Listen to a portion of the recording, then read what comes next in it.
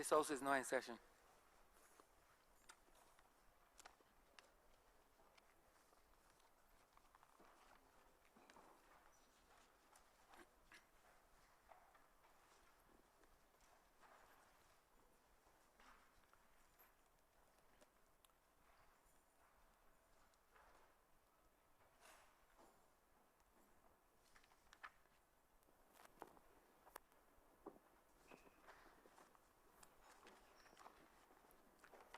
Minutes of the meeting held on Tuesday, 14th of May, 2019, to be confirmed. I beg to move that the minutes of the meeting held on Tuesday, 14th May 2019 be confirmed. The question is that the aforementioned minutes be confirmed. All those honorable members in favor, please say aye. Aye. Those against, please say no. We think the ayes have it. The aforementioned minutes are confirmed. Announcements by Your Honor the Speaker.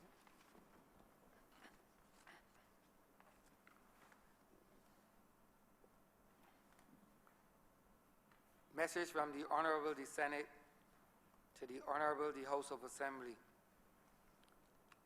The Honourable the Senate has the honour to inform the Honourable the House of Assembly that on the 31st day of May 2019, the Honourable the Senate committed the following bill. Data Protection Bill 2019 to a joint select committee of the two houses comprising 6 members of the Honourable the Senate and 5 members of the Honourable the House of Assembly, and has approved the following terms of reference for the committee. Terms of reference: 1, to inquire into and determine whether the bill as drafted effectively fulfills the express objects of improving the protection of personal data. 2, to examine whether the bill as drafted will, upon effective implementation, contribute to an ethos of compliance with data protection, thereby promoting transparency and accountability. And 3, to make recommended changes, if deemed necessary, to the bill as drafted for further consideration by the Chief Parliamentary Counsel. The Honourable the Senate has appointed the following senators to the Joint Select Committee. Senator, the Honourable Ms. K.S. McConney, Minister of Innovation, Science and Smart Technology. Senator Damien R. Sands, LLB Honours. Senator Rawdon J.H. Adams, BSc, Econ, MSc Political Sociology. Senator Ms. Crystal N. Drakes, BSc, Economics and Management, MPhil, Economics. Senator Kevin J. Boyce, LLB Honours, LEC. Senator Ms. Althea M. Wiggins.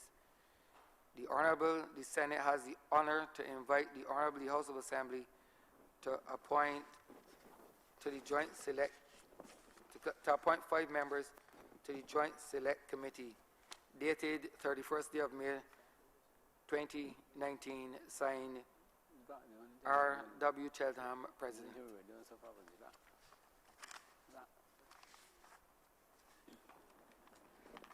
Messages from Her Excellency the Governor General. Petitions, papers. Mr. Speaker, I am commanded to lay the Barbados National and Energy Policy 2019. On behalf of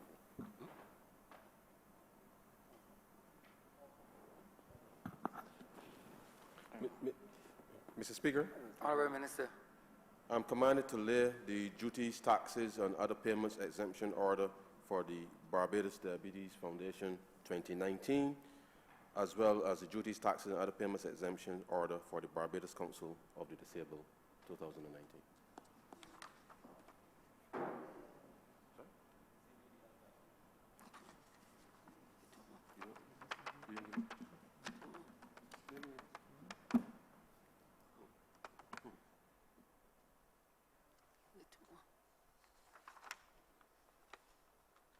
Honourable member, there are 2 more.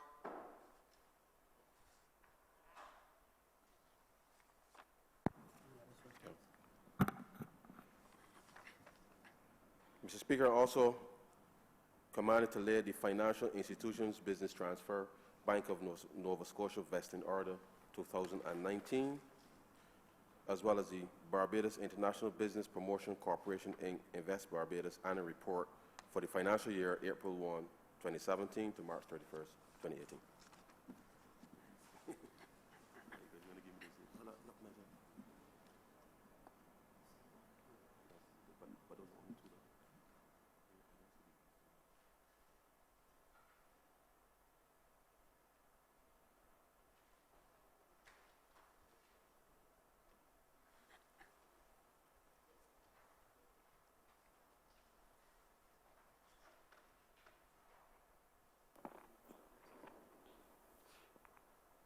Government notices, private members' notices, notices of questions, reports from select committees, first readings of bills, statements by ministers, congratulatory and/or obituary speeches, personal explanations, motions for leave of absence, oral replies to questions, notices of motion for the adjournment of the House on matters of urgent public importance, orders of the day.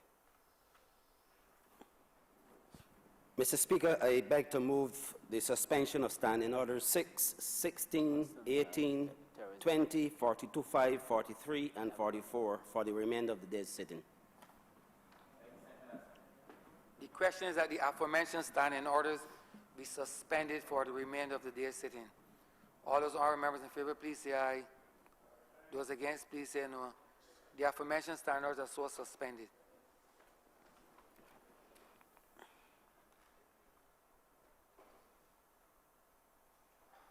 Government business. Government business is now the order of the day. Order number 5, in the name of the Honourable Minister in the Ministry of Finance and Economic Affairs and Investment, to move the second reading of the Value-Added Tax Amendment Bill 2019. Honourable Member for Christchurch Central. Mr. Speaker, the amendment before this chamber relates to value-added tax under the provisions with respect to what was announced by the Honourable Prime Minister in her budget of 2018, which relates to, in a sense, writing off the outstanding liabilities for the value-added tax between 1996 and 2000, those tax years, as well as the waiving of the penalties and interest from 2001 to 2017 with respect to being able to make sure that as the Barbados Revenue Authority transitioned from the old system of administering value-added taxes into bringing new balances into the new system called TAMIS, that we would have required a reconciliation, if you like, with respect to those taxes that would have been owed and perceived to be not being capable of being collected, to be done so in terms of having given effect to the write-off, but by the same token, ensuring that for those tax years for which the taxes may still be deemed to be collectible from taxpayers, that we give provision with respect to the waiving of the penalties and the waiving of the interest that would have accrued for those years.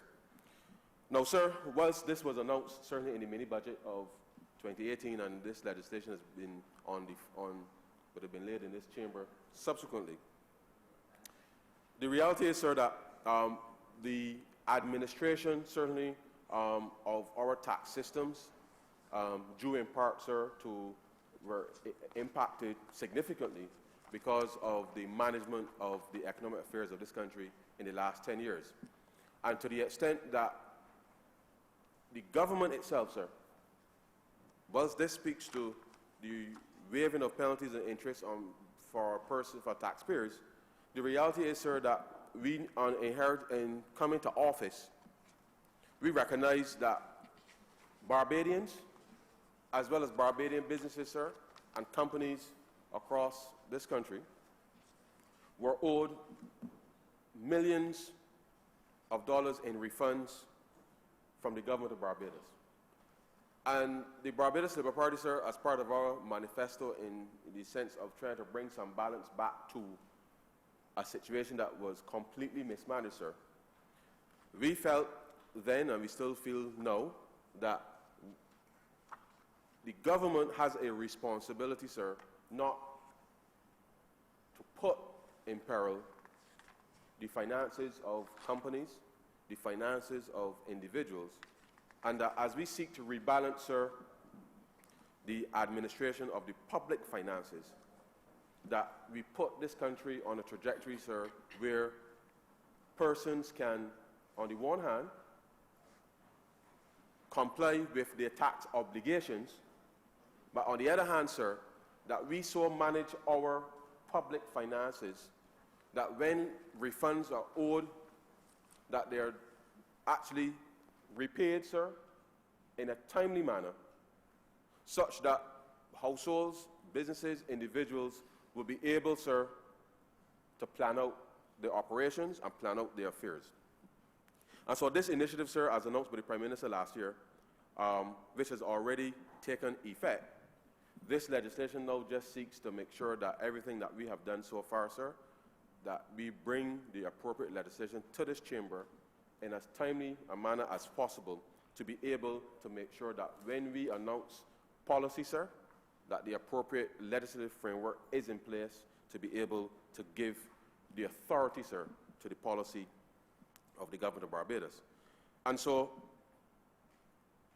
this amendment this morning, whilst it relates to VAT, I think through you, sir, and for the public of Barbados, as we go through the Barbados Economic Recovery and Transformation Plan, the government's management of the public finances, sir, affects the ability of the Barbados Revenue Authority, as well as the Treasury to some extent, sir, at least to a large extent, to manage its interaction with citizens, with businesses. Because, sir, I have received, certainly as we have sought to bring back some balance and chart a path with respect to making sure that we create an open framework for the settlement of refunds, an open framework, sir, for the settlement of arrears that were built up over the last 5 to 10 years, sir, that we do so in as transparent a manner as possible. And so many persons, sir, have asked, why have we done this and why have we done that? In the way that we've set about, sir, our implementation in terms of how we manage the public finances. And the truth is this, sir. Under the last administration, there were some people, sir, for whom they never experienced any delay with respect to settlement of any tax refund. There are persons, sir, and companies who never experienced any delay with respect to settlement for goods and services that they may have offered to the government of Barbados. But there are thousands of others, sir, thousands, for whom that is not the reality. And the Barbados Labour Party has taken a position, sir, that as we bring back some order to the system, sir, that was in a sense, sir, in a real sense,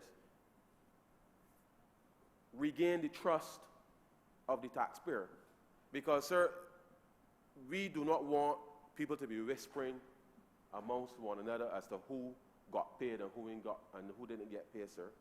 Because if you have supplied the government with any good or any service, or, sir, if the government owes you a refund, sir, it should be certain. And so, therefore, we have spec'd out a plan for resolving not just the tax refunds, but also the payment for goods and services, sir, such that all of those persons who were asking in the past when they can get paid, sir, that there's a structured approach for the resolution of those payments. And, sir, this is very different from the experience that a lot of persons in the past would have experienced. And unfortunately, sir, that is how it used to be before. But we are now trying to rebuild, sir, the trust in the system. Because whilst the government, through its various agencies, sir, they're the ones who interface with the public, the reality is that it's the responsibility of the Ministry of Finance, sir, to make sure that the public policy that is being implemented does not create an image, sir, that there's something wrong either with the institutions or there's something wrong with the personnel working in said institutions. And I know that for the public, sir, there's been a lot of anxiety, certainly in the last few years, with respect to taxes. And I've said it in this chamber, sir, on many occasions in the past, that once the public, sir, is seeing a quality of public good and public service that is being offered, sir, that is commensurate with what they are seeing in terms of what they're paying in taxes, then the conversation then shifts away from whether you're paying too much to more or less in terms of what is it you're getting for the taxes that you're paying. And, sir, that trust, and as we seek as a government, sir, to improve our delivery of those services to the public, I know, sir, that over time, that this is the way that we will start to confidence in what we are doing because of the payments and the settlement arrangement that we've put in place, so that if we are all in this space, sir, working within construction, then we are all treated the same way. If we are all in this same place working retail and wholesale and retail, we all get the same treatment. And that, sir, is important because as an industry, sir, you can't seek to create one playing field for 2 or 3 people and a different playing field, sir, for the rest. Because that undermines confidence. It undermines investment. It undermines the very nature of competition, because everybody wants to know that when you get on the starting block, sir, that you're pretty much running the same race. And that whether I finish first or you finish second, sir, that it isn't because I have a little more information or a little more juice, as they will say, than you do, sir. And the reality, sir, is we are, throughout this process, seeking to rebuild the trust and faith of the taxpayer in the management, sir, of the tax system. And whilst this particular measure, sir, on the government side, is to make sure that taxpayers actually can pay the taxes that are due and owing to the government. Because the interest and penalties in of itself, sir, certainly in recent times, in part, the government would have been responsible. Because by not paying people on time for the goods and services that they would have rendered, by not paying people the tax refunds which were due and owing to them, sir, it has created a situation where, quite frankly, sir, people have had to make decisions about their own survival. And you know, sir, that when it comes to, you've put your heart, your soul into building an enterprise, sir. How, sir, that every Friday when it's payday for those families, sir, for those persons that you employ, most businesses, sir, people know all of the children and grandchildren of people that they've worked with them for many years. And therefore, business people in this country have had to make decisions about their own last 10 years. Cash is king. And literally, sir, those who were paid consistently, sir, those who never had to call nobody, sir, to get their money from government for the goods and services and the money for the tax refunds, cash, sir, cash is king. And those companies were able to survive and plan their affairs much better than those who did not get from government the cash that would have been due and owing to them. And, sir, it's quite a perverse way to manage government. It's quite a perverse way to seek to manage an economy, because a business, sir, that finds itself in peril and have to make decisions like that, sir, ultimately will have to seek over time as people have used up capital in the hope that at some point down the road the government will pay. And by using up capital as well as the various arrangements with the banks, with the overdrafts and what have you, sir, there's a cost to that. Unless the money comes back into the system, then people have to then start making decisions about the staffing arrangements, about the amount of time that people get to work, all kinds of different arrangements, sir, to seek to keep people, which is what many businesses were placed in a position to do. And many families in this country, sir, would have felt the impact of that, because people went, sir, essentially from working a full week down to sometimes 28, 30 hours, sir, which in most instances, sir, represents up to a 40% cut in their salary, simply because businesses wanted to keep people employed. And because the businesses want to keep the people employed, because, sir, this is the people that you invested in. This is the people that you trained up to help sell your business. And therefore, being placed in a situation, sir, where you ain't know when you can get the money from government for the goods and services that you would have supplied to them. And like most Barbadians, business people are also patriots too, sir, and would have supplied, in many instances, sir, a lot of government departments, in a sense, out of patriotism, because there was a message saying that, well, you know, the country in a little bit of trouble, so hold strain. And people held that strain, sir, oblivious, sir, to the fact that there were certain segments out of your industry or certain segments of the economy that whilst people were holding strain and might get payment every now and then, there were people in this country, sir, businesses in this country, that every month, whenever they filed, within a very short order of time, the assessments would have been done and refunds paid. And by the same token, when certain entities would have supplied services to government, they also were paid for providing those services. And sir, that is just quite frankly not the best way to inspire confidence in a system. And the truth is, sir, under the Barbados Economic Recovery and Transformation Plan, we have sought, as I said, sir, to bring back a level of certainty with respect to how we treat to these things. Is it the ideal thing?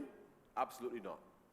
But the reality is, sir, is that we are managing our way out of this process by seeking to make sure that how we conduct the people's business, because it is completely, sir, completely opposite to what happened before. And one of the critical things that the people of Barbados would have elected this government to do, sir, is to provide some order with respect to which the government's business and, in a sense, sir, the people's business is transacted in this country. And this amendment is part of the facilitation of that, sir, because as we are seeking to do it from our end in terms of making sure that we can pay people properly and work down the arrears in a systematic way that we would like to do, this waiver of penalties and interest, sir, because we recognize as a party, sir, when we canvass the length and breadth out from Connell Town, sir, to Skeets Bay and St. Philip, we canvass the length and breadth of this country. And wherever you went, sir, on that journey, the story was the same. The government owed everybody in this country from St. Lucie to St. Philip. And the story was the same.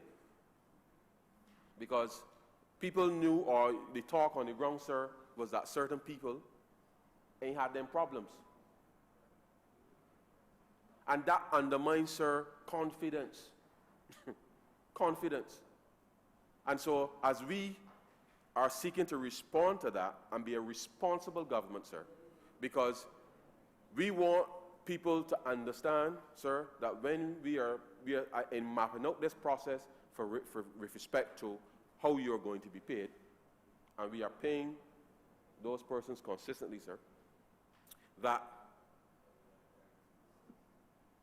your relationship now with, whether it's your banker, your investors, or even seeking to get new investment, sir, that this now provides a framework now where the financials or the balance sheet, if you like, sir, the finances of companies, small, medium, large, sir, that as government seeks to resolve these outstanding arrears, these outstanding refunds with respect to the private sector. And I want to reiterate, sir, that the private sector includes thousands of small businesses, sir, thousands of small businesses that supply government over a period of time and would have been at the brunt of the previous government's policy where they paid certain people and left out others. And so the private sector, as I am speaking about the private sector, I am really referring to the fact that we have tried, as we have sought so far with respect to the settlement of the VAT as announced by the Prime Minister. When we look at the numbers, sir, and you know what's wicked about it, sir? When we look at the numbers in terms of the quantum of persons who were, and this may seem small to people, but who were due refunds less than $10,000. There were thousands of small businesses there that people don't realize that in a very tight environment, that settlement of these things makes a difference between, sir, whether you can fulfill an order, whether you can maintain a contract, sir, whether you can keep staff at any point in time. Because the truth is, sir, the government, or I should say the previous government, did not care about whether or not those thousands of small businesses were able to keep their staff, whether they were able to continue to keep the contractual arrangements that they had signed up to, whether they were able to pay for the materials that they would be able to use to supply the services that they were meant to supply. And the reality is, sir, is that because of the government's tardiness in dealing with those persons, and that's why as a first priority we looked, sir, at the quantum. And I want to explain this, sir. We look at the quantum of persons who were impacted by the lack of the buildup of the arrears for not just refunds but also supplies. And we said, look, in order to bring back some resolution to this thing and an orderly process, we're going to do a tiered relief program where for those thousands of businesses that need this money to keep their operations going, that may very well mean, sir, as things improve, hiring a one or two persons extra across those businesses, sir, is really where the jobs in part is going to come from. But we now have to make sure the platform is not just laid, but is maintained such that the certainty and confidence for those persons to say, okay, things looking up, so therefore let me invest a little more in training here to make sure then I can go after that opportunity that was there. And the truth is, sir, that once I spoke earlier about the maintenance of the contractual arrangements that you had or staff, the reality, sir, is that there were opportunities also missed. Because if you are planning, sir, to go after something with the expectation that you are supplying goods and services, or you have some tax refunds that are owed to you, then as you are seeking to plan out the affairs of your business, sir, and I know many small businesses always looking for new opportunities, sir, to see how they can expand. And so in a sense, sir, the build-up of arrears for VAT, which, based on the information that I have in front of me, sir, the arrears, as I see here, sir, between 2008 and 2016, in front of me, was $102 million. Just for VAT, you know, 102. And sir, as an economist, $102 million circulating in the economy, sir, helping to keep people employed, helping small businesses, sir, to be able to expand is critical. Because by us, and it's us, but the previous government, allowing such a large stock of, and this is just VAT refunds, sir. It's just VAT refunds. This does not, I'm not talking at all about the near $400 million for goods and services that were also not paid to thousands of businesses in this country. The reality is, sir, that by allowing a situation like that to occur, that very action, sir, would have prevented many a business the ability to expand. And so as we go through this Barbados Economic Recovery and Transformation Plan, as we seek to put some order, and to bring some order, sir, back to the administration of the tax system, then I know that certainly a lot of, and I must say to you, sir, I would certainly expect that over the next few months, if not the next 12 months, sir, that as the payments start to hit people's bank accounts in a more regular basis, persons going to have some debt that they're going to have to pay down. Because persons would have had to engage their overdraft facilities a lot more than they would normally do, and that is an expensive undertaking. And I know, sir, that we are going to seek to give those persons the opportunity, sir, such that they're in a position they can go to their financial institutions and perhaps make different arrangements. Because it is that certainty, sir, with respect to and the ability to plan that is critical now, a critical element in making sure now that we can see and deliver, in a sense, growth in the economy. Because it is how small, medium, and large businesses manage now, sir, their financial situation over the course of the next 18 months. That is going to be the engine, sir, with respect to when an opportunity presents itself, that these persons, these businesses, these individuals, sir,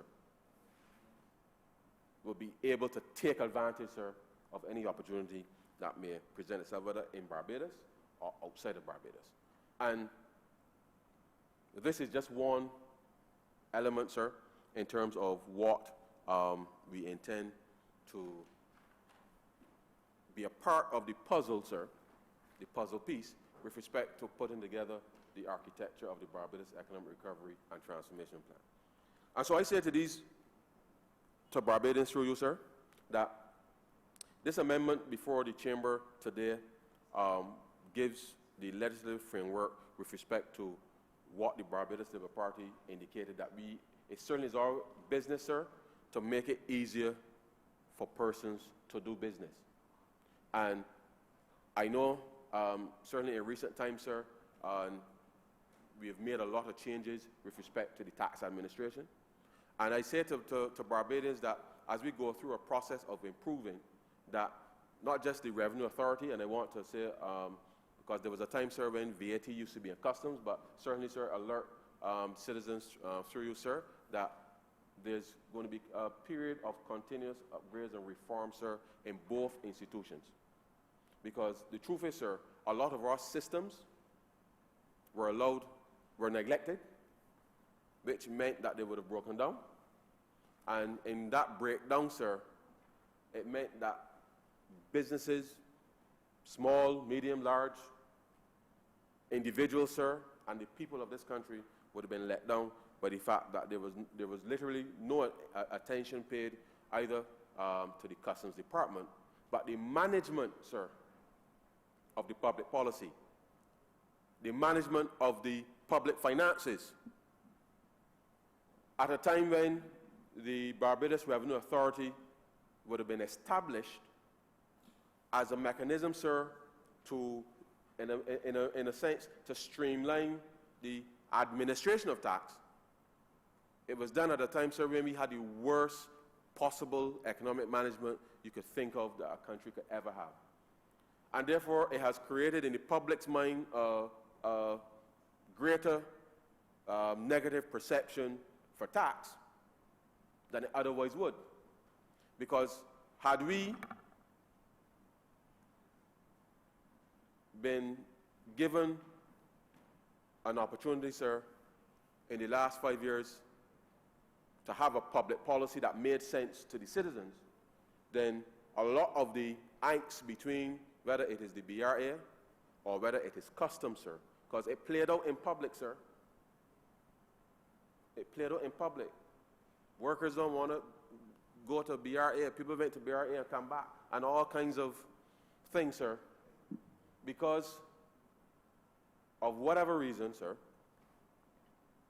the thought process, the strategic visioning, the implementation, the anxiety. And well, sir, I know that change is forever constant. It is how you manage that change that is critical. And I want to say, sir, that throughout this financial year, certainly, and there are going to be some changes with respect to engaging the way that procedures are done both within the Revenue Authority as well as within the customs, such that there's a closer working relationship, sir, between both institutions. And given, sir, that over the last 5 years we've lost perhaps, sir, about half of the staff complement within the Customs Department, the reality is, sir, that we can't do the same kind of work with the same staff complement, with half the staff complement that we had before, without doing some kind of intervention with respect to looking at the process and utilizing some measure of technology to aid in the process. Because the truth is, sir, we have some very experienced officers, both in the Revenue Authority as well as in Customs. And therefore, the management, sir, of the administration of the tax system must be able to take advantage and leverage that experience, whilst at the same time looking, sir, at the process through which we administer the taxes, with a commitment, sir, to making it easier for Barbadians to engage government at all levels. Because it is critical, sir, critical that, and we have started since certainly in the last 12 months, because we have collected, sir, because of we have brought not just the Revenue Authority, but Customs, the Central Bank, the officials from the Ministry of Finance, and looking, sir, at key agencies that impact the ability for revenue to be collected. Now, it is work in progress, but we've been able, sir, to better streamline, without a significant increase in technology, streamline the communication between organizations such that we can effect greater revenue collection. And why did we do that, sir? Because you will recall, sir, that when we came in, I think, June or July of last year, sir, to amend the Central Bank Act to reduce the Ways and Means, and to write it off, but to reduce the Ways and Means from 10 to 7% of government's revenue, which in a sense, sir, represents the government's overdraft facility. So as we knew that we were managing this process, it is simple, sir. The more revenue that you can collect early, it means that you don't have to go into the overdraft to get money. And the previous government simply did not understand that you needed to make sure you have the systems and the capability to collect revenue. But all they sought to do, sir, was to go and keep borrowing from the Central Bank, to print money, print money, print money. And we ended up in a situation where our debt was unsustainable, simply because they did not take the time, sir, to understand what are the processes that are delivering the revenue for you.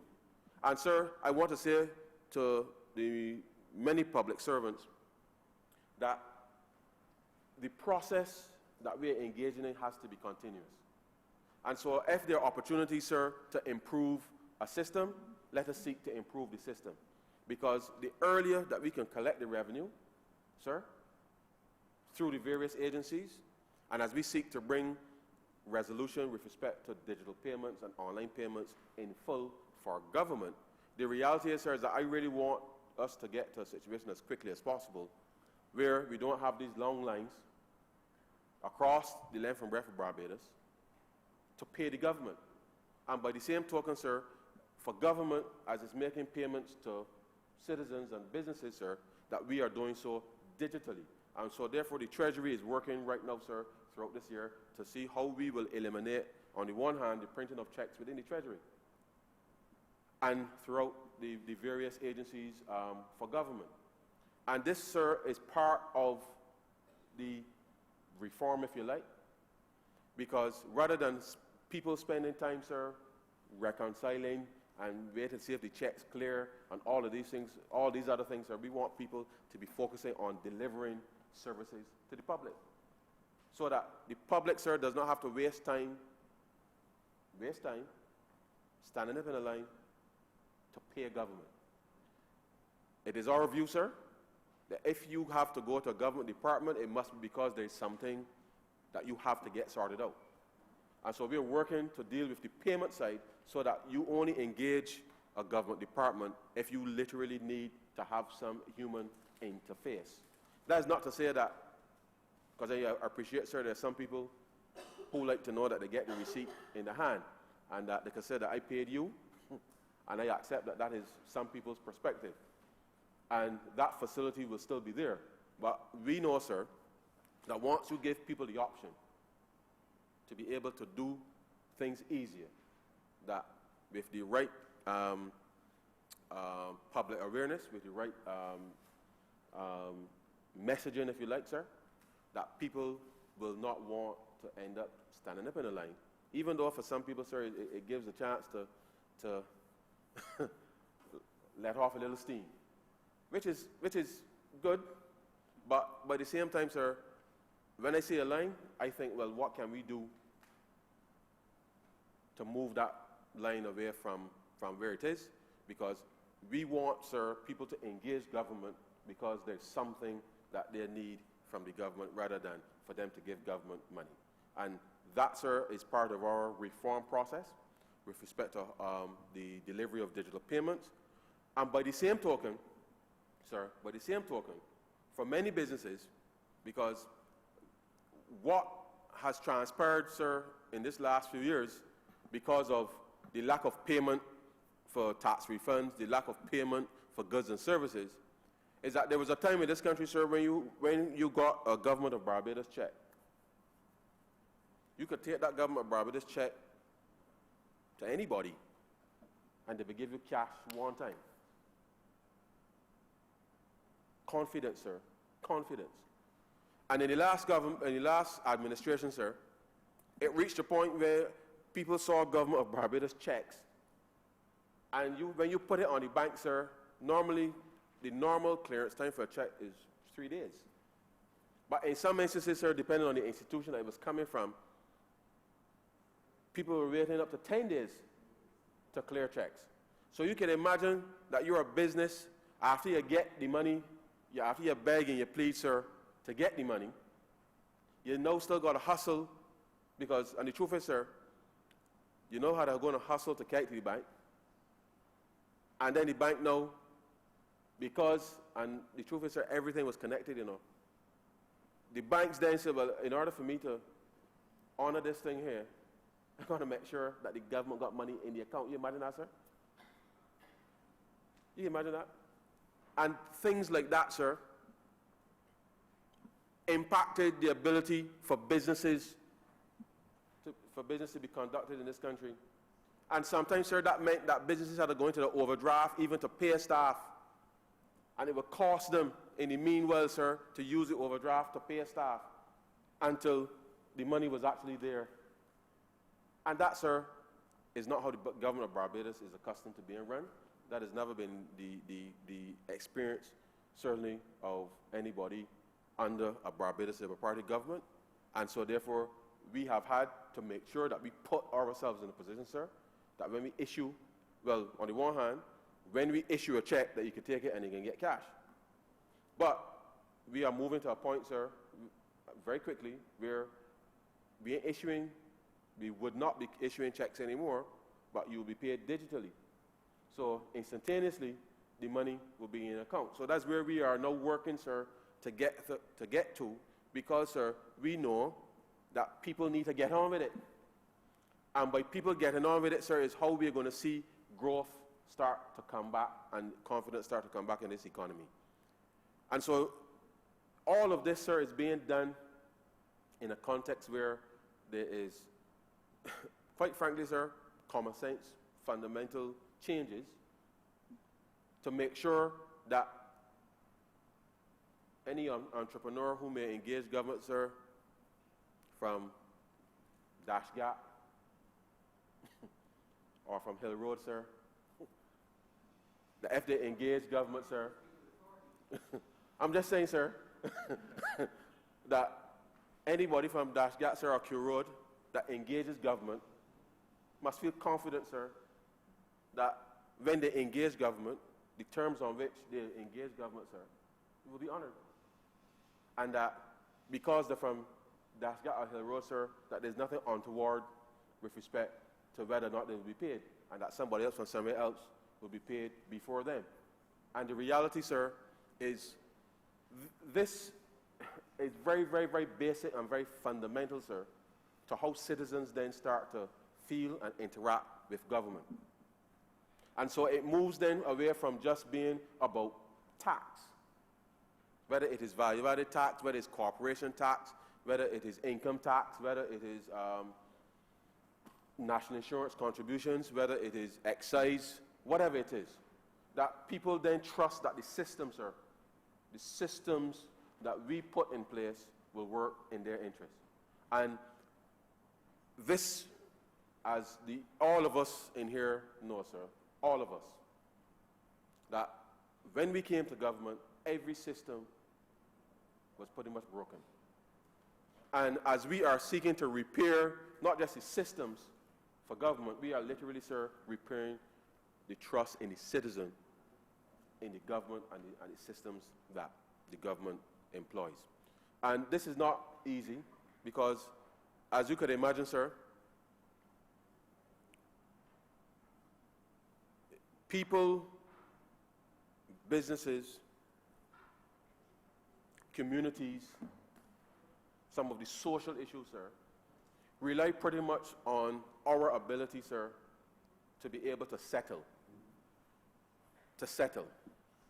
And in order to address a number of issues, which, quite frankly, sir, are multidisciplinary, the reality is that you need an economy that is capable, sir, of delivering opportunities that addresses some of the very concerns that some may regard as social or cultural issues, but there's a close interconnection, sir, between when you deny people an opportunity and what happens in what we may refer to as a social or cultural context. And certainly, a lot of people, sir, were denied the opportunity either to hire an extra one or two persons, in which case the citizen would have been denied the opportunity to be hired to get a job. We know, sir, thousands, sir, of young people in this country that would have left school, sir, and then get a job for 5, 6, 7 years. And part of the reason for that, sir, I'm not saying it's the whole thing, part of the reason for that, sir, is because confidence in the economy, the confidence of many a small business to say, well, let me take on one extra person because I'm looking to go after something, an opportunity that's there, would have been stymied because people were not paid for the goods and services that they offered government. People were not paid, sir, the tax refunds, because having paid your taxes and being assessed a refund, you didn't get the refund.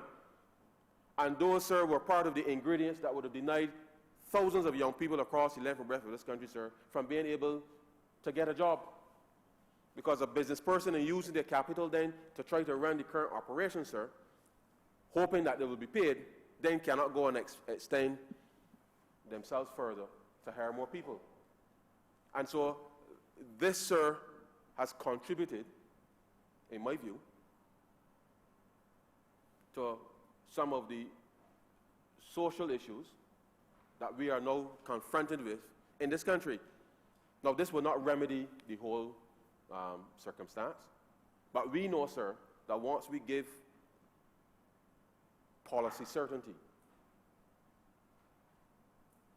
for people and businesses in this country,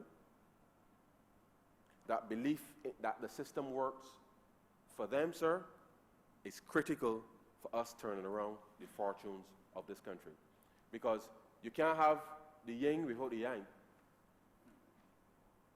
And the reality, sir, is that if it can work for the heights, it gotta work for the thousands of people, sir, in the communities across this country. We must. Now, sir, I've spoken at length in this way because people have come to associate finance as just some dry numbers. It's just money. And the truth is, sir, we have gone about this process with great care, because at the end of the day, if a government is not responding, sir, to the needs of people, and whilst we accept that we can't respond to every individual's needs immediately, that a government has to take decisions with respect to how it expends resources given the policies that it has announced, and commitments. And sir, we have certainly committed ourselves to policies that are, quite frankly, just as progressive today as they were when Grant Lee Adams, sir, formed this Barbados Civil Party in 1938. And the reality is, sir, that it is the journey of, it's a journey of progressive thought, sir. Progressive thought.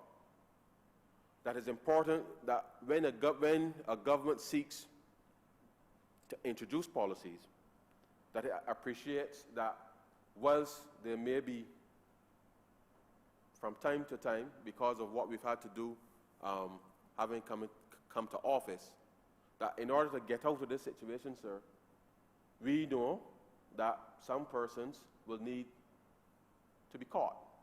And we have provided, sir, a safety net, so to speak, to make sure that nobody falls through the cracks. And the reality, sir, is the people of Barbados, whilst we are doing some financial engineering, if you like, because in recommitting to those basic principles of provision of education, provision of health care, sir, and addressing some of the law and order issues in the country, as well as even addressing some of the issues relating to housing, as we have sought to do. And the Prime Minister certainly articulated, sir, that this government is intended to use the full powers, not just as it relates to spending, but as it relates to regulation and legislation, to be able to bring, sir, greater balance with respect to the implementation of our public policy. And so, whilst I don't expect Barbadians to be happy that they're paying taxes, because I have to be realistic, we are committed, sir, to make sure that the taxes that are levied on the people of Barbados, that we are delivering a quality of public good and public service that is commensurate with that taxation. And I am not fazed in any way, sir, by what is being said in public. Because when we came to office, sir, and we continue to be, we are still in a very deep hole. We are still in a very deep hole. And in getting out of that hole, sir, we have to make sure that we hold each other and pull each other out of this hole. And this government, sir, we have committed ourselves to work on behalf of the people of Barbados. We've committed ourselves, sir, to make sure that we bring a level of openness and transparency to the process of government. And you know, sir, perhaps for the first, I speak subject to correction, but I think, sir, you have sat in that chair more times in the last year than any speaker perhaps has ever sat in that chair in a similar period of time. I speak subject to correction. But I speak, sir, to the energy and, sir, the fact that transparency, sir, must mean that the full process with respect to the administration of government is followed through. And we have sought, sir, and I think I must at this point, sir, thank the Attorney General and his staff, because, sir, you have been able to sit in that chair, not just because as a cabinet and as a government that we have responded to the crisis, but because, sir, we have been able to move very swiftly to make sure that the government and the legislative framework, which I perhaps would appreciate that in the scheme of things, the citizens may not have a full appreciation that the law requires us to be here to do things on their behalf. And for many, they see us here in Parliament and they wonder what we're doing here. But we can only go there, sir, as a government and spend money and do things lawfully if we come here within this space and have these debates, pass these amendments to give effect and give lawful authority with respect to what we are doing as a government. And you have sat in that chair, sir, I believe, and I speak subject to correction, more times in the last year than most speakers would have done in the past. And that speaks, sir, to the energy that this government has brought to bear with respect to being able to get Barbados out of the hole that we are in. Now, sir, let me just, for clarity, make specific reference to the bill and indicate that the bill would amend the Value-Added Tax Act, Cap 87, to provide, among other things, for a write-off of certain outstanding tax and penalties and interest in respect of arrears of tax. And at Clause 2, sir, it speaks specifically about the write-off of taxes, penalties, and interest for the years 1996 to 2000, and it speaks to amending inclusion at 60D, where an amount payable to the Revenue Commissioner as tax or as penalty or interest in respect of arrears of tax for the years 1996 to 2000 is outstanding, the amount is written off. And the next section, which speaks to 60E, says subject to subsection 2, where an amount payable to the Revenue Commissioner as a penalty or interest in respect of arrears of tax for the years 2001 to 2017 is outstanding, the amount is waived.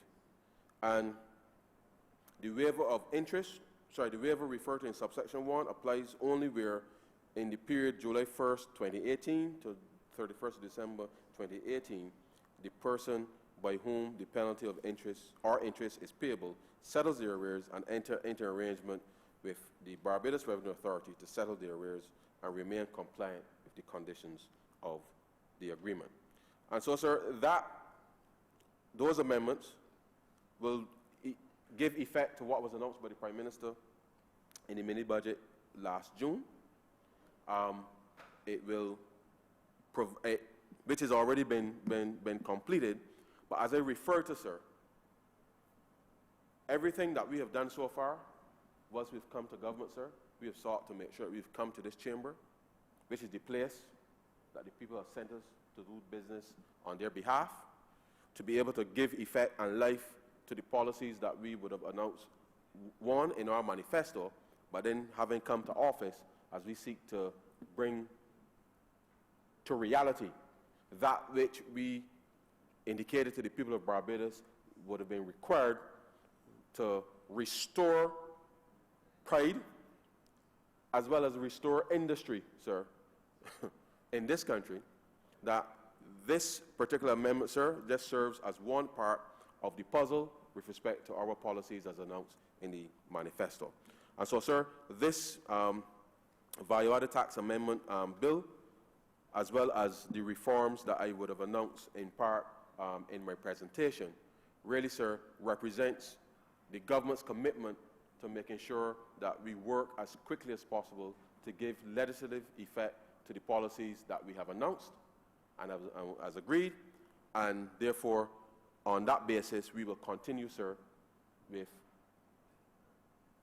to work to bring to completion that which we have announced as policy.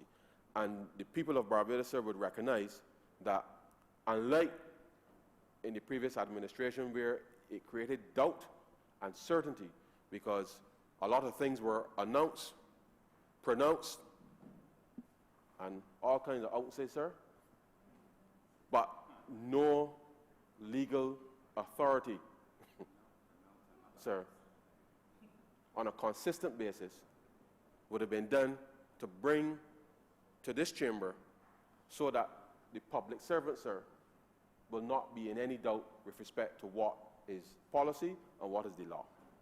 And our commitment, sir, is to make sure that we can provide as far as possible policy certainty with respect not just to government's policy, but certainly with respect to the legislative agenda. And, sir, with those few words, I'm obliged to you. Yeah. I beg to move. No?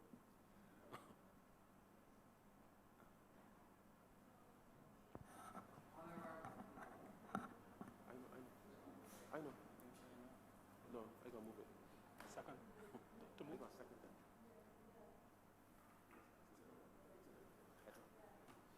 Mr. Speaker, I beg to move that this bill be read a second time.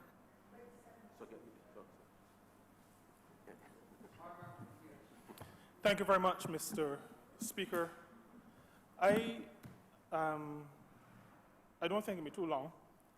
I'm saying that conscious of the fact that my neighbor sometimes says that and then encroaches. My neighbor in St. Michael South.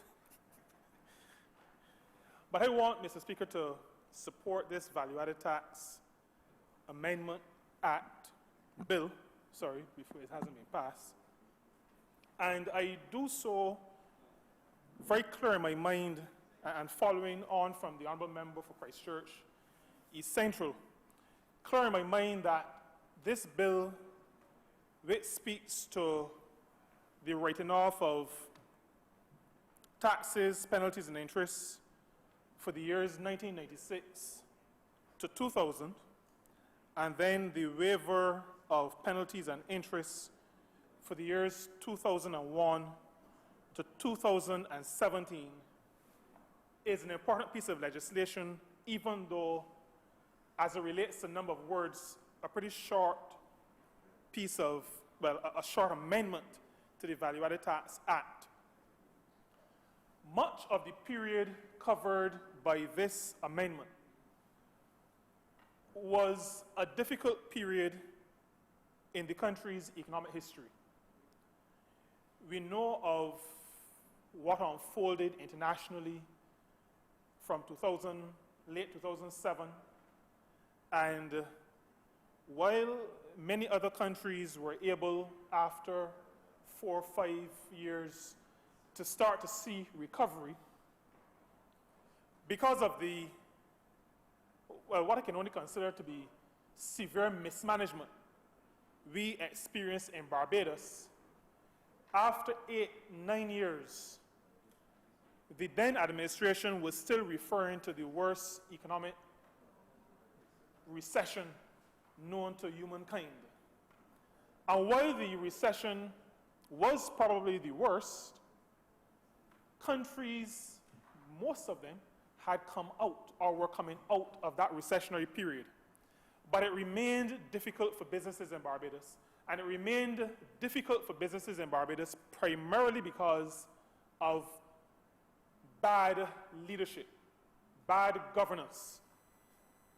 A government that did not know how to lead a country out of a recession. A government that spent its resources ensuring that the burden of recession and the burden of their efforts, failed as they were, the burden of their efforts to get us out of that recessionary situation was placed fully on the backs of the working people of this country. And so businesses felt that malaise, that depressed economic situation, and many of them, as the Honourable Member for Christchurch East Central would have said, businesses, and I dare say, Mr. Speaker, for many Barbadians, and what I'm going to say is not an encouragement for people to do what I say, but just to highlight a reality. When a business has to choose between paying electricity and paying a tax that is due to government, when a business has to choose between paying its workers' wages and salaries versus paying VAT, it often is the case that the business and those who manage and lead in the business will choose to pay what we call the light bill. Because if you don't pay the light bill, the light get cut off. Then the business is not able to function. And while we may see the loss at the level of the business owner, we have to remember that the vast majority of the businesses covered by this amendment are organizations that employ ordinary people. And so the closure of a business impacts the livelihoods of those who are employed, but beyond that, it impacts the children who are dependent on those employees. It impacts the seniors, the adults, who are the responsibility of those persons who are employed. And so the viability of businesses was very compromised during this period, and especially small and medium enterprises, micro enterprises as well, very impacted during this period. The Honourable Member for Christchurch East Central would have spoken to businesses having to think about, how do I fill the next order? How do I make sure that I have the tools to address the next obligation that I have, which will earn me some money, hopefully to help pay down the government's debt, the debt owed to government. Those businesses would have been faced with issues of, how do I keep my staff, especially the skilled persons? How do I keep those persons who know how to do the work to keep the business going? And then we also had a situation, and this one worries me because it spoke then to a level of ignorance on the part of those who were elected to lead us at that time. We had a situation, Mr. Speaker, where businesses, as they approached financial institutions, were being faced with higher interest rates.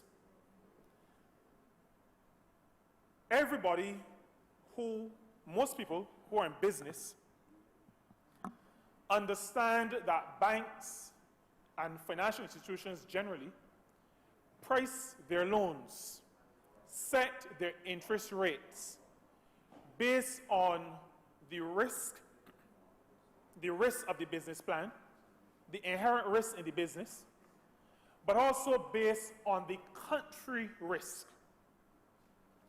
And so we had a situation where, because of over 20 downgrades in less than 10 years, the price or the interest rates being charged to businesses kept going up and up and up and up.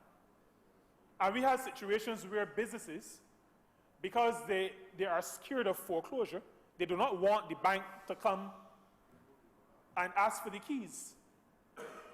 And so having to labor under a government that does not understand, that did not understand that consistent and continual downgrades were impacting the cost of business.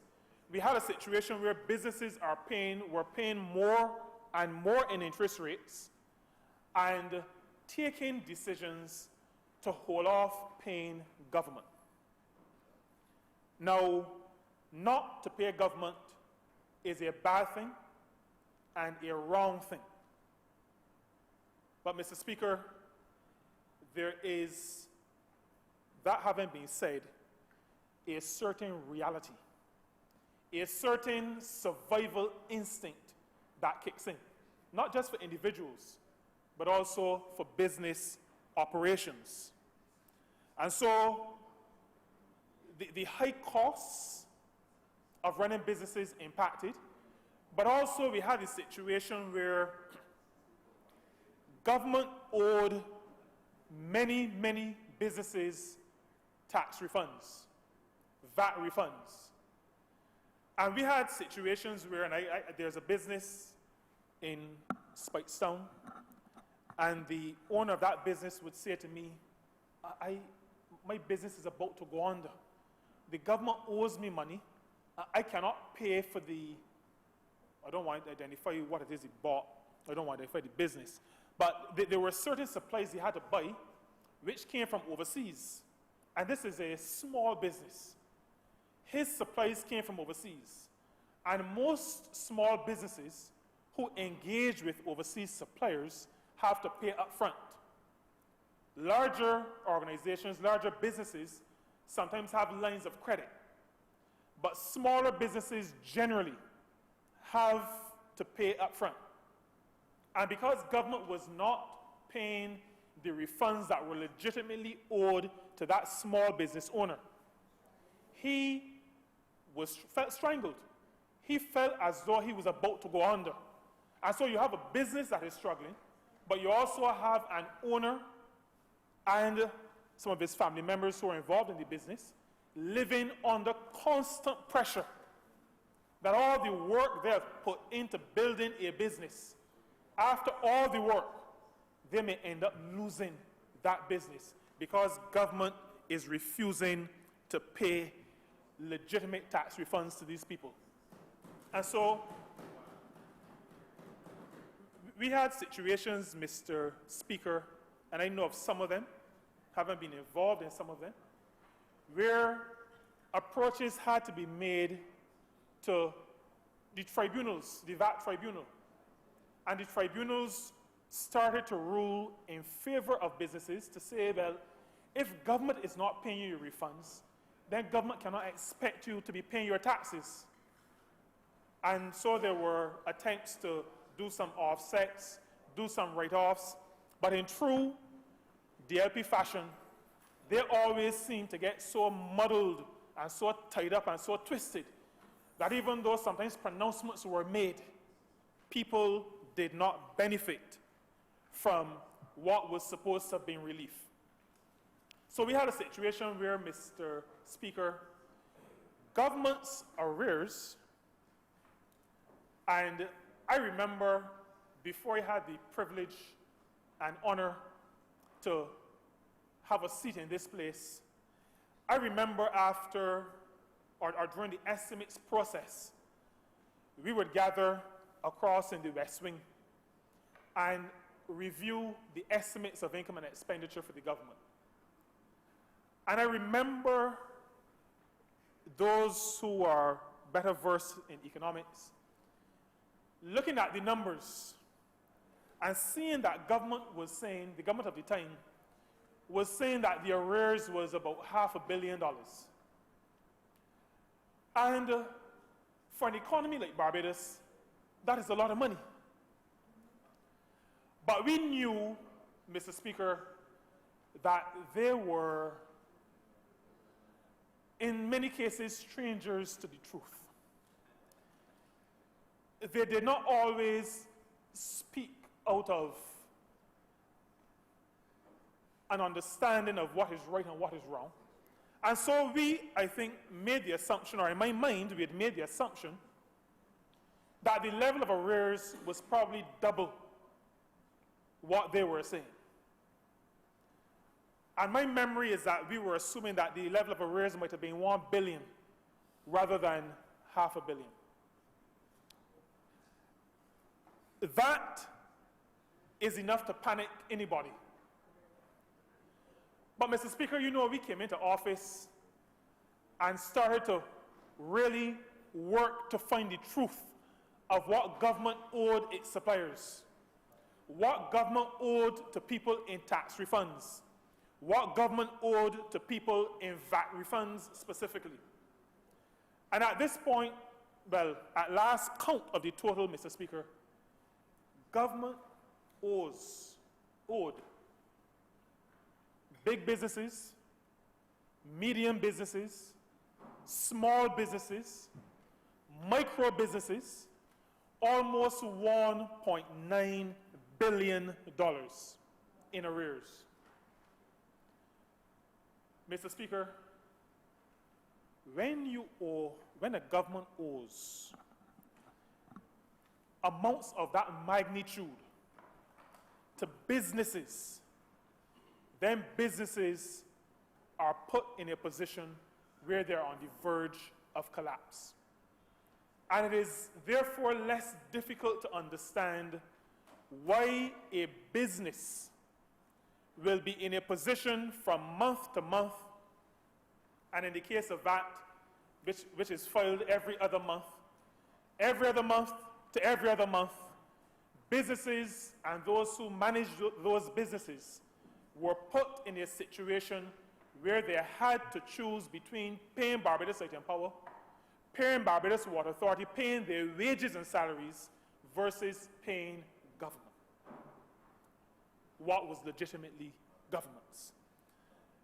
Mr. Speaker, that level of arrears, the disdain with which businesses, small, medium, and large, were treated in Barbados, and, well, small, medium, and large, the Honourable Member for St. Michael, Christchurch, East Central, did indicate that there were some PALs, so not everybody had to suffer.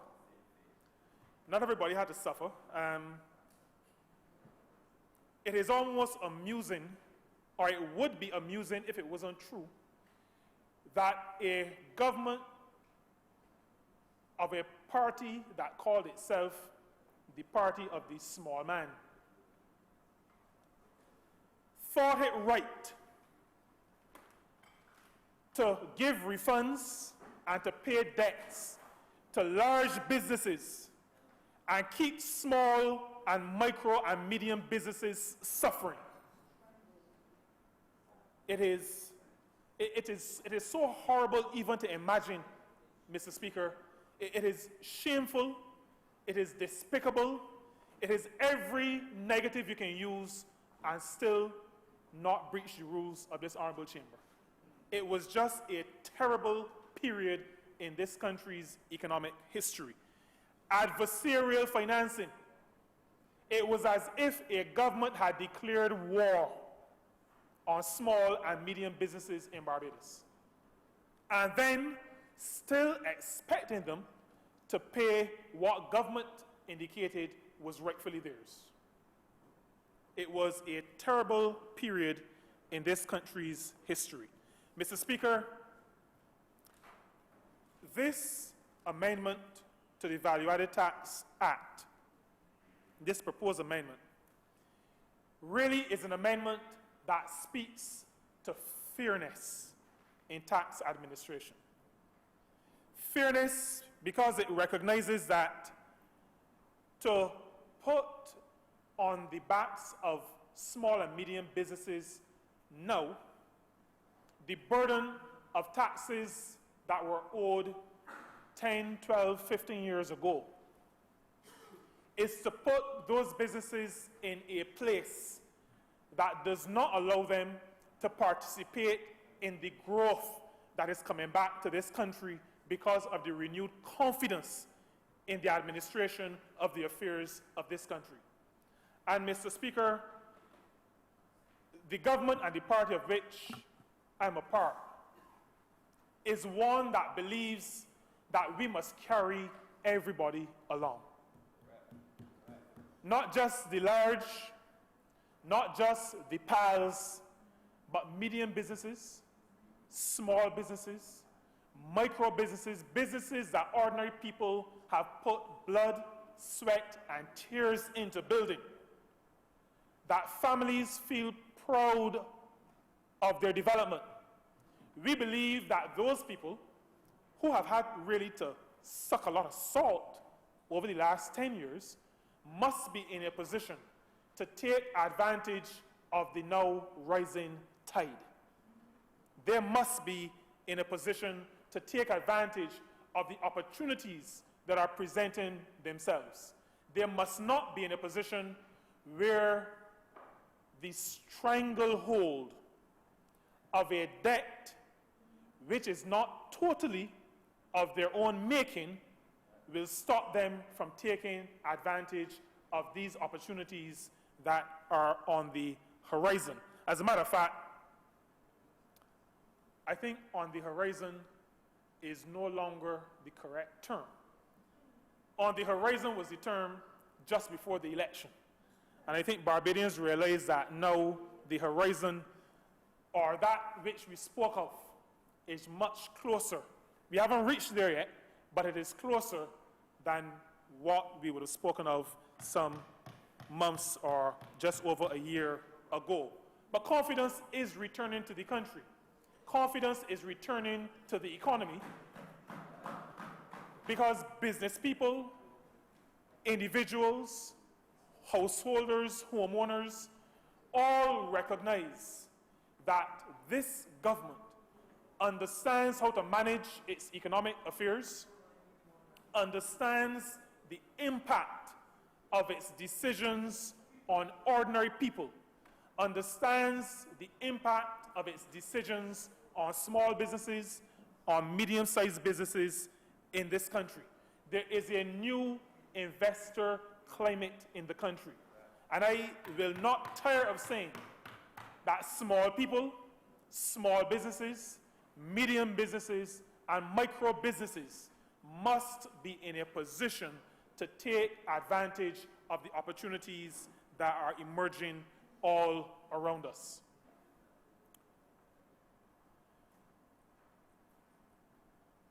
Fairness in tax administration, the return of confidence to the economy,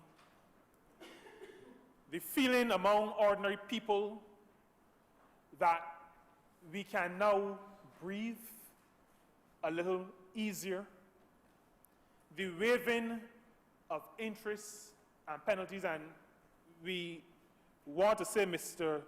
Speaker, this is not a wholesale write-off. This is a write-off up to a certain point, up to a certain year, 2000 I think it is, and then a waiving of penalties and interest for a subsequent period, 2001 I think to 2017. And I want to reiterate that because there are mischievous people around, and I would not want, through you, Mr. Speaker, to give the impression to the public that this government is agreeing that every time a business finds itself in a predicament, that it can refuse to pay its taxes. That is not what we are saying. And so while taxes due up to 2000 are being written off, from 2001 to 2017, the interest and the penalties are being waived. And that is because as a government, as a responsible government, a fiscally responsible government, and I hope I pronounced that correctly because last time round we had people talking about physical deficits. And I still don't know what that means. I really think it was an insult to people living with disabilities. We talk about people living with disabilities, we don't talk about physical deficits. And I never knew what that was. So I just want to be clear because the champion sits across from me, the member of parliament, my neighbor from St. James North. And I don't want him to accuse me of being disrespectful to human beings in this country. But this government is a government that is fiscally responsible. And so when an organization, when a business, when a taxpayer has a debt, then we look at the circumstances dispassionately.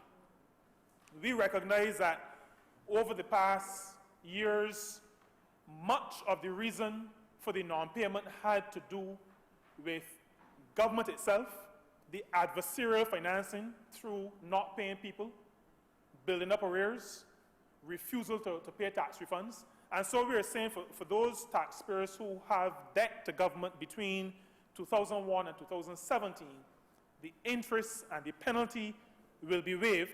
Once this amendment is passed, the tax, the principal, still remains due and payable to government.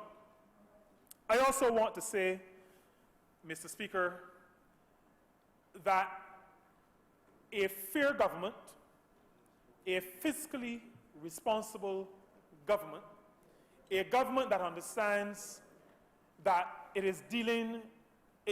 ought to deal reasonably with its people, has certain expectations of the business owners, not just those who will benefit from this amendment, but from business owners generally. We have some expectations because we expect businesses, as we are fair and reasonable to them, we expect businesses to be fair and reasonable to the country. And so, Mr. Speaker, I want to say to you, to this chamber, that this Barbados Labour Party government made a commitment in its manifesto to raising the minimum wage in Barbados. And I should alert the Honourable Chamber that we have met with the Minimum Wages Board. The Minimum Wage Board is a tripartite construct that is tasked with advising the Minister of Labour, the Minister responsible for Labour, with recommendations, sharing recommendations with the Minister on the level of minimum wage and how or if it should be adjusted. We have met with the Minimum Wage Board, including representatives, independent representatives, representatives from the business community, employers, and representatives from workers' organizations. And we have indicated to them that government is moving forward with the process of revising upward the minimum wage for workers in Barbados. That is a commitment we made to the people of this country. It is a commitment we intend to keep. I raise it now, Mr. Speaker, because as we speak about fairness, and as we as a government demonstrates that fairness by writing off certain debts and waiving interest and penalties on others, we are saying to businesses and to employers in Barbados, we are prepared and we believe it is our responsibility to lead by example. And we will set the tone for fairness and for responsibility to those with whom we engage, our social partners. But we also have to be fair to our people, and our manifesto, we consider as a party to be, we don't call it the Bible, and I don't want to use the word sacred, but a very serious document. It is one that we have studied, compiled based on our discussions with people. As a matter of fact, our 2018 manifesto, we are proud to say, is the People's Manifesto. And in that manifesto, we spoke to the matter of the minimum wage. After coming into office, we have reduced corporation taxes significantly from 25% down to a maximum of 5%. There are some businesses who will pay maybe 3%. in corporation tax. And we are saying to businesses in Barbados today that we expect them to come to the table. And there is at present consultation as it relates to increasing that minimum wage for Barbadian workers. And we expect that we will progress in that over the coming months. But businesses also have to be fair to workers. Businesses have to be fair to workers, and this Barbados Labour Party government is a government, like I always say, built out of the struggle of workers in this country. We are also expecting, Mr. Speaker, for businesses in response to the fairness the fairness of this administration in its approach to management. We expect businesses in their response to the platform that this government is laying and is building for economic recovery. We expect businesses also to partner with us in the matter of the First Jobs Initiative. In the First Jobs Initiative, we are in the process of crafting a program that allows young people to be able to get 12-month internships with organizations. Organizations in the public sector, organizations in the private sector, organizations in the third sector. And I also mention this First Jobs Initiative, this First Jobs program, at this point because we expect businesses to partner with us in sharing the cost of ensuring that our young people, the young people of this country, those we consider the future of the country, we expect businesses to partner with us, businesses, small businesses, medium businesses, large businesses. We expect businesses in response to the environment that we are creating for them and for the country to respond and to assist government with the load, the burden of financing these internships for the young people of our country. The Honourable Member for Christchurch East Central alluded to the social impacts of all economic decisions.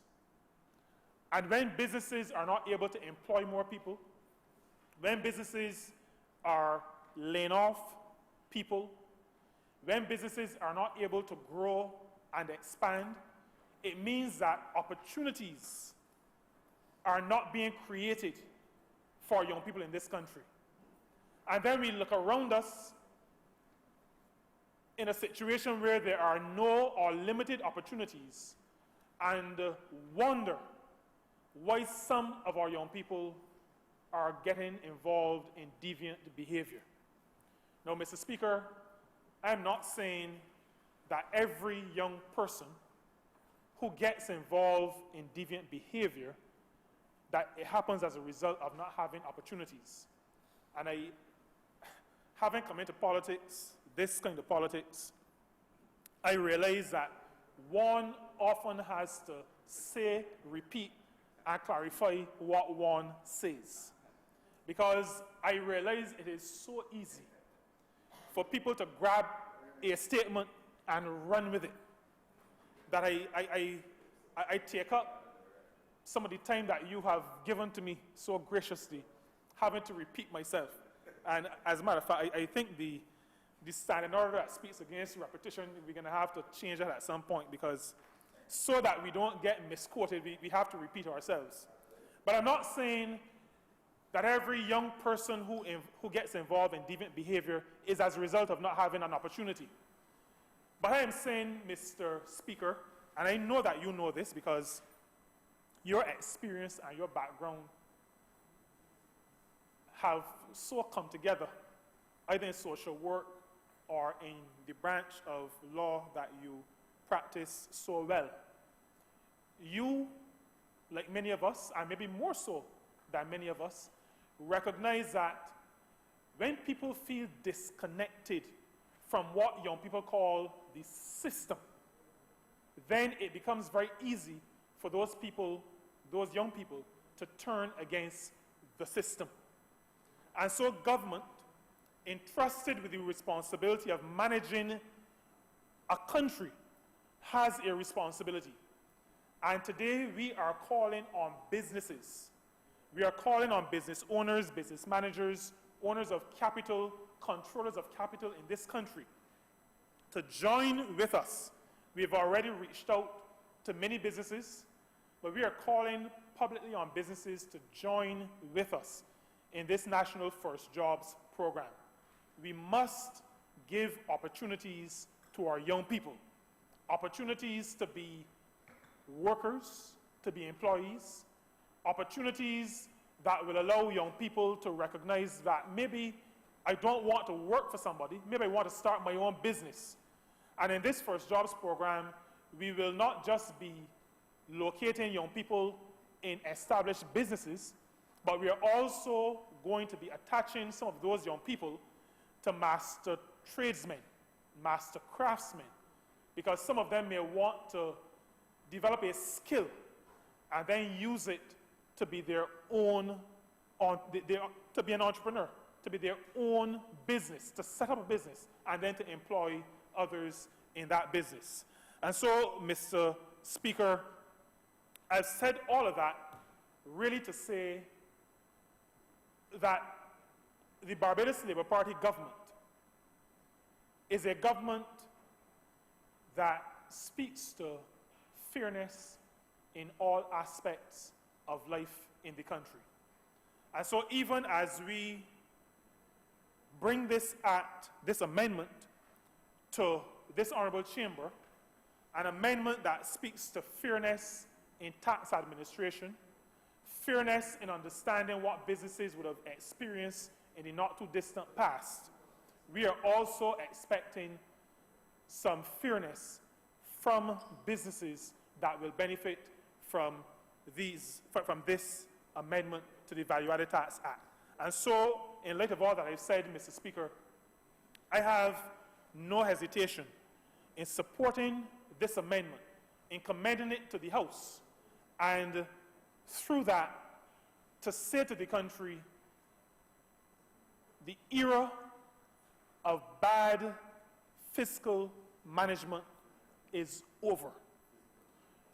The dawn of good management of the financial affairs of the country has come, and we are pushing ahead. We, as we ask the public to stay the course, are also staying the course, remaining focused, because we know that brighter days are ahead. I'm obliged to you, Mr. Speaker.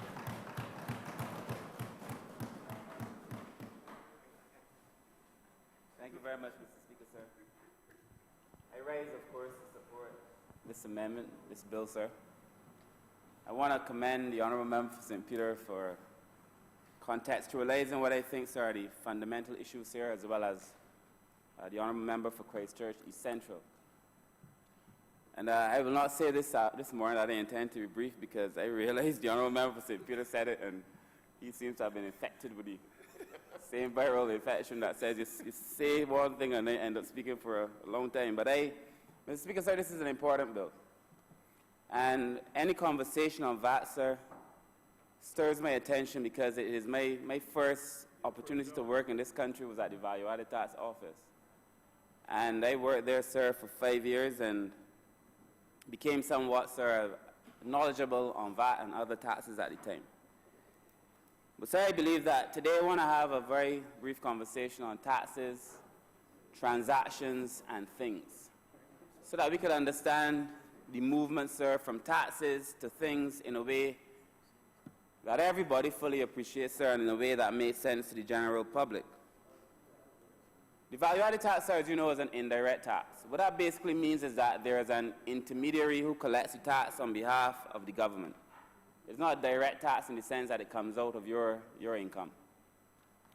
In this case, sir, the people who register for VAT are called VAT registrants. And a person who, at the time, it was $60,000 and over, but a person who's registered for VAT, sir, has a responsibility to collect the government's money. And for 2 months, sir, they hold the government's money, and at the end of that period, which is called a taxable period, a 2-month period, at the end of that taxable period, they're expected to turn the funds over to the government that they have collected on behalf of the government. That is assuming that they have, sir, an excess. In some cases, at the end of a taxable period, sir, you may have a refund due to you. It may mean, sir, that you end up spending more money on taxes than you actually collected. In the time that I was at the Value-Added Tax Department, sir, division, it was, in most cases, sir, a good time for the government, sir, and a significant amount of VAT was collected at that time, Mr. Speaker, sir. And then during the period, as the country started to experience some difficulties, less and less VAT was collected. But for the most part, sir, the value-added tax in and of itself is a good tax. It is a fair system of tax, and in many ways, sir, it is an efficient tax. It is nothing like that dastardly tax, sir, that we came here and got rid of, the NSRL, when we first came into office, sir. It is a reputable tax. It is an efficient tax when done correctly. And, sir, we came here, and the Prime Minister made an announcement. You know, the Honourable Member for Christchurch, East Central, made a very good point, sir. He said the former government would pronounce, announce, and would not do announce. Mr. Speaker, sir. And I wish to reiterate that, sir.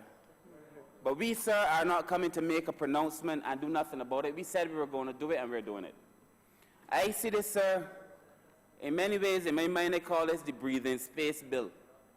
To give business people a sense to breathe. It's breathing space.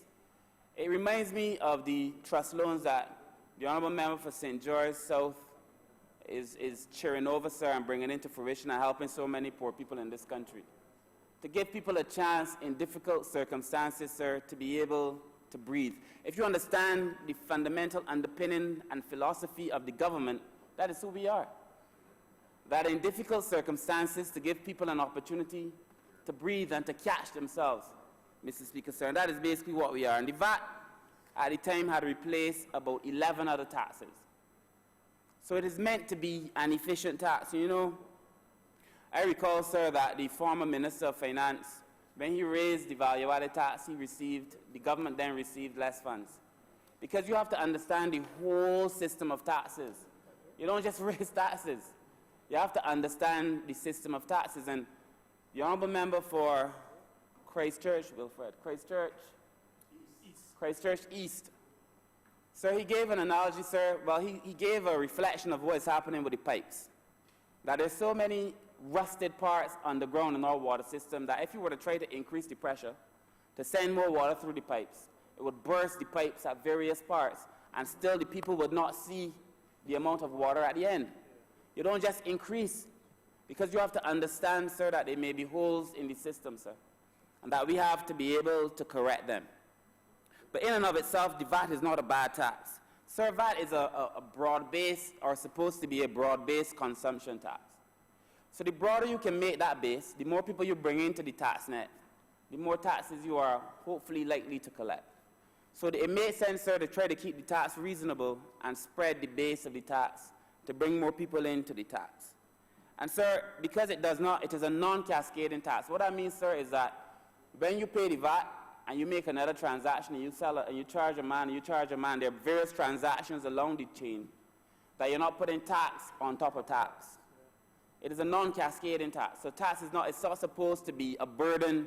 VAT was never built to be a burden on business people. And that the fact that VAT has become a burden on business people in the last 10 years is more a reflection of the maladministration of the tax than it is of the tax itself. Because it was never built to be a burden on people. And then finally, sir, the person who collects the tax on behalf of the government must then, at the end of that taxable period, pay the tax over to the government. That taxable period. At the end of that 2-month period, sir, that is what is supposed to happen. so that when you pay the tax over to the government at the end of your taxable period, the government then can do what it's supposed to do. But the fair thing, sir, is that if you are owed money at the end of that taxable period, as you are expected to pay the government at the end of the taxable period, if the government owes you at the end of that period, sir, the government is expected to pay you too. True. And the government gave itself some space because the legislation allows the government 6 months to pay the person before they start accruing interest on the amounts due. So when you hear people complaining about not receiving refunds, they're complaining because they have not received the refunds after that extended 6-month period. So that the government has utilized all of its grace period and then some. And it became a habit, sir, to the government to not pay people. As you remember, for St. Peter said, sir, so eloquently perhaps, not to pay certain people. It became the habit of the government to think that at the end of a taxable period, they did not have to pay people who were due. And, sir, this legislation that we are bringing, sir, is to give those people an ease, to give the people breathing space, sir, to be able to do the things that they are supposed to do. And that is the way a fair and a reasonable government should work. But it was never meant to disadvantage anybody. And for the most part, sir, the people who are crying out, sir, are the very small taxpayers, the small registrants, who are depending on those refunds to be able to do things, to live in this country, to continue to do business. One of the things, sir, that I came to realize while I was canvassing, sir, in St. Michael South, and I'm sure all the members in here would notice, is that in the last few years we saw so many businesses, a lot of small black businesses too, but a lot of shop owners closing down. You go into some of the shops in my constituency, you could hardly find things on the shelf, but people trying to keep the shop open. Yeah. But it's really, sir, negatively impacted on the lives of people. And a lot of those people, sir, when you have conversations with them, and because we are a government that have conversations with people, we are quite familiar that a significant part of that burden is the fact that they have not been able to get their refunds from the government. Now, sir, this is money due. This is legitimate money. And while I explain, sir, in such detail that it is an indirect tax carried by an intermediary, it is a burden placed on a person who, in a way, is doing work for the government because they collect taxes on behalf of the government. And they're still being asked to collect taxes on behalf of the government while the government is not paying them what is due to them. So in my mind, sir, the burden that they're being asked to carry is double. You have to collect for the government, but you're not being paid what is due you at the end of the taxable period, sir. It is not fair. And, sir, it is my estimation, and it is the estimation of the government, that we should, will, and definitely must continue to pay the people, sir, who are due refunds, and to pay them in a reasonable time. Because that is how VAT was supposed to work. In fact, sir, that is how VAT worked in the beginning. It is the only fair thing to do.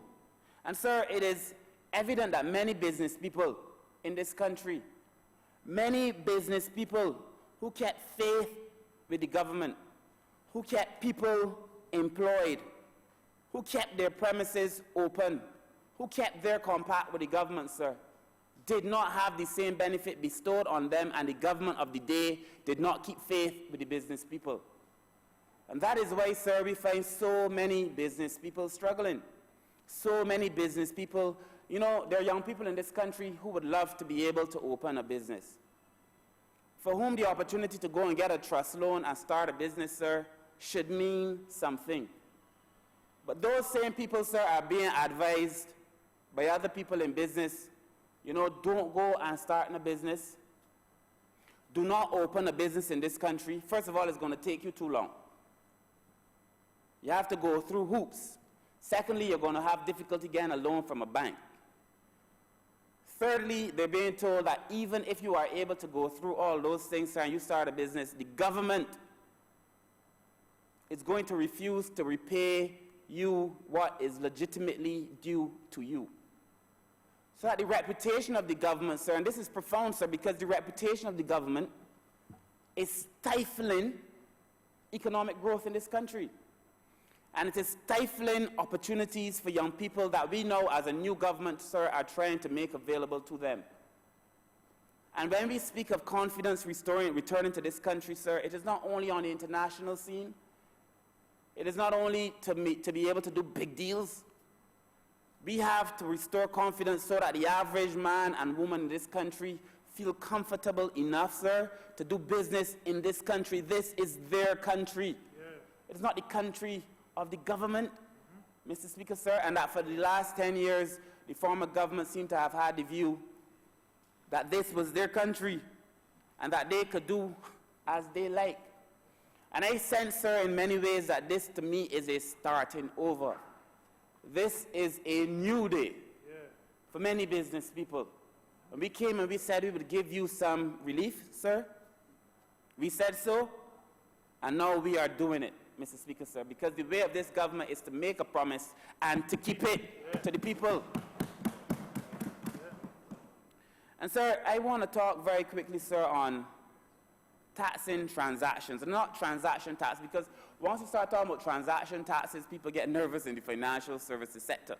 And they think you're talking only about taxing stocks and bonds and futures and stuff. I'm talking about how we tax transactions, including them, because there's going to be a point, sir, whether we want to or not, where we're going to have a mature conversation around how we treat the financial services sector. But I'm talking about just transactions. How do we treat to taxing transactions? And, you know, before I move on, sir, you know, sometimes when you find yourself in difficulties, you might go and consolidate your loans and your debt, and you get a clean start, sir. The worst thing to do, like if you go and borrow money and clear your credit card, is to then take that same credit card and go and make foolish purchases because you have a clear credit card. Now that we have said we are going to give people an ease, sir, breathing space, clear the debt, sir, pre-2000, and give you a chance, sir, to come in and renegotiate your debt to the government. Now that you have some breathing space, I am pleading with those in the business community to see it as an opportunity, sir, to do something significant. Do not treat it like a credit card that has been cleared and then go on, sir, to put debts on it, sir, that you don't necessarily need. You know, the people listening to me, Mr. Speaker, sir, who I'm hoping understand exactly what I am saying. But, sir, there has to be a new thinking on taxes. If you look across the world, even in the Caribbean, sir, and certainly in Barbados, we are having conversations, sir, about reducing income tax and about reducing corporation tax. The day is going to come, sir, where those taxes, I believe, sir, are going to come down to zero. And that the way of the world, sir, will be taxing transactions as people do business, because it has to be about production. And we have, sir, to get to that point, sir, where we are mature enough to know that a system, sir, built to tax people as they do business must encourage people to do business. You know, I am of the view, sir, that the wider we make the value-added tax base, if I could get the coconut men in and the small people who, mechanics in, needle workers in, small people, sir, into the system, not so that they pay taxes, but so that they're able to get back the taxes that they pay. Because that is, I believe, sir, we may have to educate people around that. You know, if you live in a household and you do your business from your house, if you're a needle worker and you're using electricity, you can get back a part of the VAT that you pay in electricity, sir, on your value-added tax reform at the end of the taxable period. So that the taxes you pay in your regular course of business, sir, you are able to get back some of it. And people are afraid of the tax system, but people should not be afraid of the tax system. The tax system should be open and inviting people to come. But I understand why a man would be afraid of a tax system, sir, when he feels that that tax system has not treated him fairly. We must treat people fairly, sir, in every system of government, sir, in which people have some reason to do business. And the value-added tax department, sir, should not be a place that people fear. But I feel, sir, that at the end of the day, we have to be very, very careful that we do not overtax people. And the reality is, sir, that the wider you make the base, the less taxes you can ask, the less the rate of tax you can ask people to pay. So we're asking to expand the tax base, sir, and that eventually, sir, you could see the rate of tax coming down on most transactions. But a government that does not understand this, a government that does not root itself, sir, in understanding fundamental economics, and a minister who refuses to listen, sir, to his technocrats, sir, if they are giving good advice, whoever that minister may be, would find himself or herself, sir, putting on taxes on people, sir, at the end of the day and collecting less taxes. It didn't surprise me, sir, that the government of Barbados collected less taxes in the first instance when they raised the value-added tax. Because, sir, they don't understand the way it works. Now, there is a theory called the Laffer theory. I don't want to get into it here, sir. But it speaks to the fact that after a point in increasing taxation, you're bound to get less taxes. And that, yeah, you reach a certain threshold and then there's no more. In a way, you reach diminishing returns. You just can't keep taxing people, sir. You cannot get blood from a stone. And there was a point in Barbados, sir, for about the last many years, sir, where I felt as if, like, how much more you're going to ask people to carry and give nothing. And, sir, we have been given, if you think about what we've done, sir, since we came into office, in our negotiations with the IMF, the Prime Minister made it clear that before people go on a long journey, that you have to give them breakfast. And we did something that was so transformational that it will go down in the records of history, sir, as being something that was never done by any country before. But to go before an IMF and say, yes, sir, we need you now, but before we talk to you, let me make sure we take care of the public servants and give them back something. Let me make sure, sir, that we put more money in the welfare department. Let us make sure, sir, that people born into this country, sir, of ordinary people, can go to university for free. That is what we did in the conversation, sir, with the International Monetary Fund. In and of itself, unheard of. You know, people across the Caribbean asking, well, how Barbados was able to do that. I just came back from Antigua, sir. I was there. They did a ban on plastic, sir, and they had a concert, and other dignitaries spoke on it, and so on. And the question in Antigua, sir, has shifted, because I heard a question several times when I traveled before I became a member of Parliament, before we won the government. The question then, sir, was what happened to Barbados? That was the question being asked. The question now being asked in Barbados, about Barbados, is how is Barbados able to do all of these things in such a short period of time? That is what people are now asking of Barbados. How are we able, sir, to be able to do all that we are doing? And I always respond by saying, sir, in my mind, the question comes down fundamentally to leadership.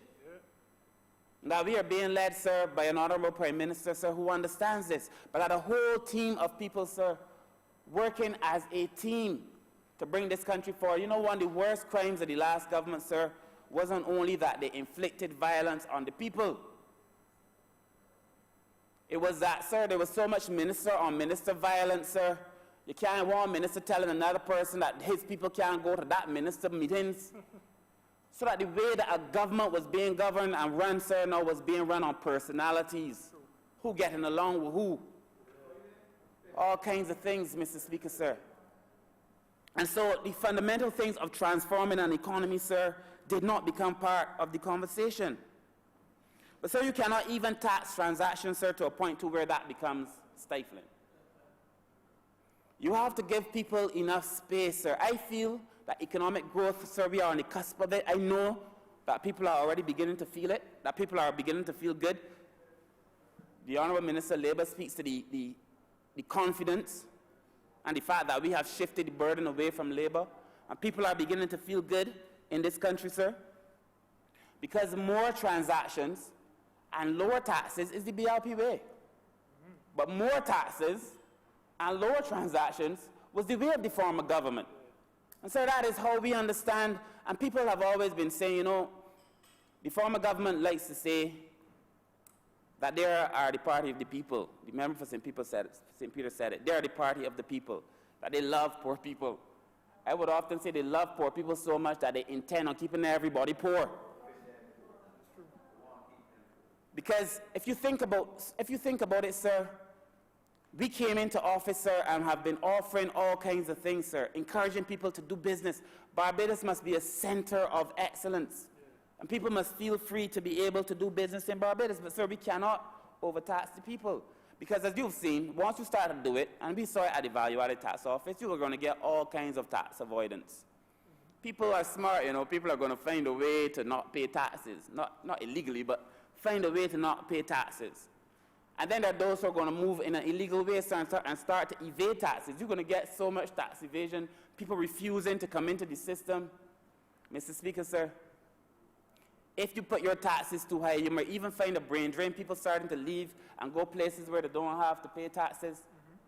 I feel as if a conversation on this conversation, sir, on taxes, sir, occurs in a certain section of society without people fully understanding the ramifications for the average man. And I think about the average man, sir, all the time. All the time. Because we are having a conversation on VAT and giving people back what is due to them, but it affects people.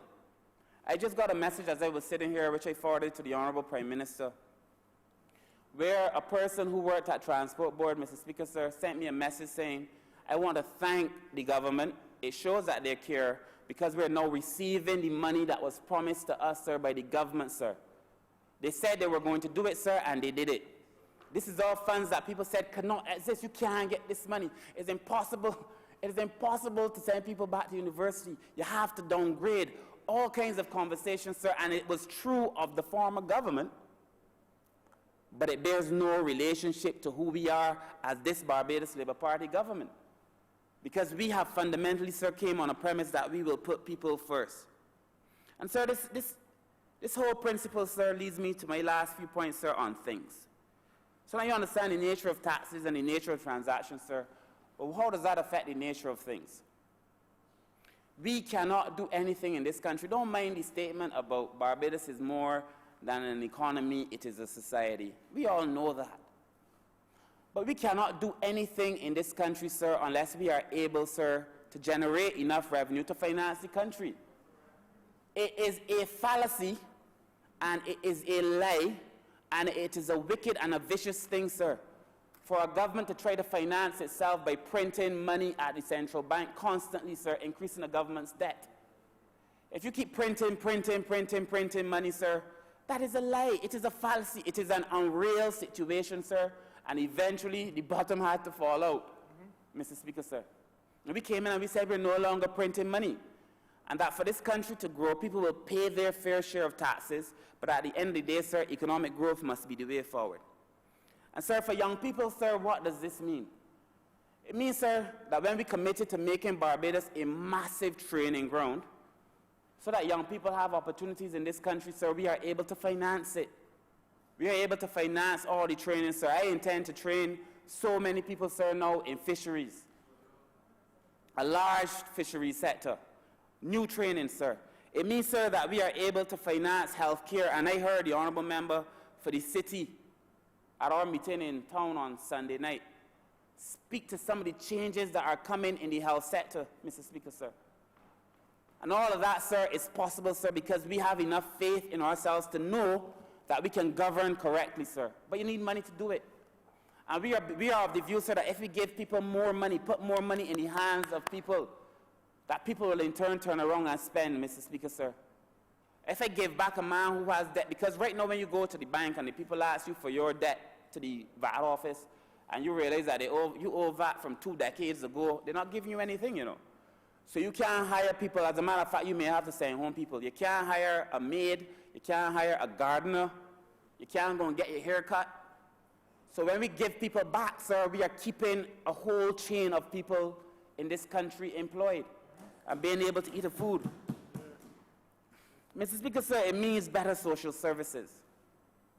It means that people, sir, who want to come to this country and do business will know, sir, that if they fall sick, they can get health care. And we have said, sir, as a government, you know, sicknesses don't pick and choose.